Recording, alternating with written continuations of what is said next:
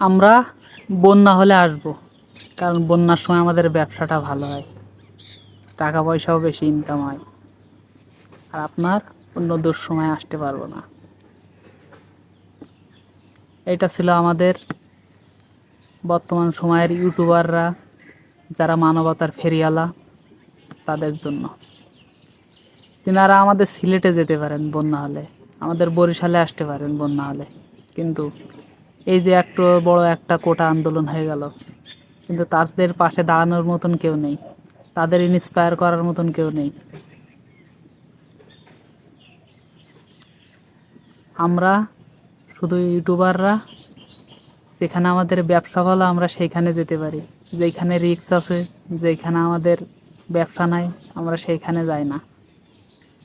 এই ভিডিওটা হয়তো সবাই কম বেশি দেখেছেন। এই ভাইটা আন্দোলনের ভিতরে পানি নিয়ে সবাইকে বলছে যে কার পানি লাগবে, কার পানি লাগবে।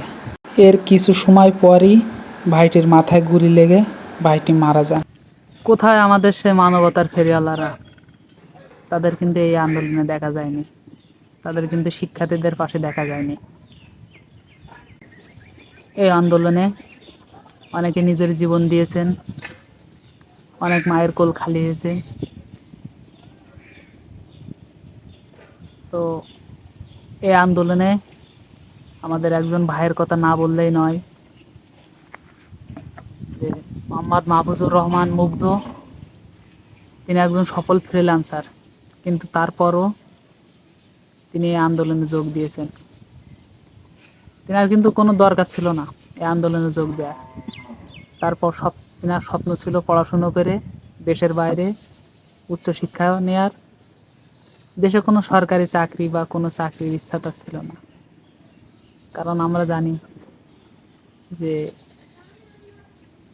ফ্রিল্যান্সিং করে যে টাকা আয় করা যায় তা যে কোনো চাকরির থেকে হয়তো অনেক বেশি, অনেকটাই বেশি।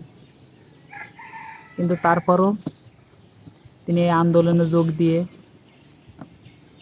আপনারা হয়তো ভিডিওতে দেখেছেন যে তিনি নিজের হাতে পানি নিয়ে লোকদের খাওয়াচ্ছেন এবং নিজের অনেক কষ্ট সহ্য করে নিজের মাথায় গুলি খেয়ে তিনি নিহত হয়েছেন।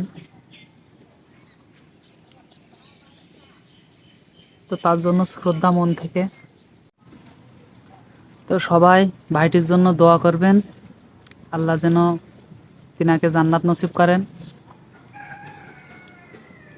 তো আসসালামু আলাইকুম, সবাই আমার জন্য দোয়া করবেন।